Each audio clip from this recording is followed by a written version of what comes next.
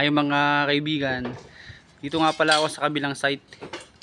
Nasa 90% na kami ng post erection, tapos nakapagkabit na kami ng tie beam tsaka mga biga.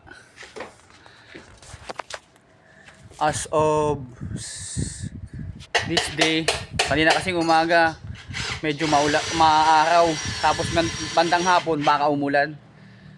Ito nga pala yung ginagawa namin, oh.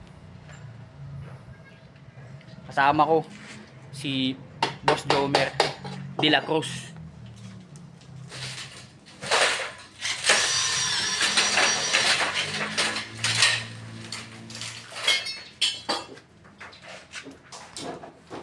Na 90% ang post erection, tapos nakapagkabit na kami ng tie beam. Maglalatag na kami para sa steel deck. Salamat sa mga nag-subscribe, tapos sa mga kahit pa paano nakakakita ng video kung paano ko ipinopost yung mga bahay na ginagawa namin bilang wandering carpenter. Thank you.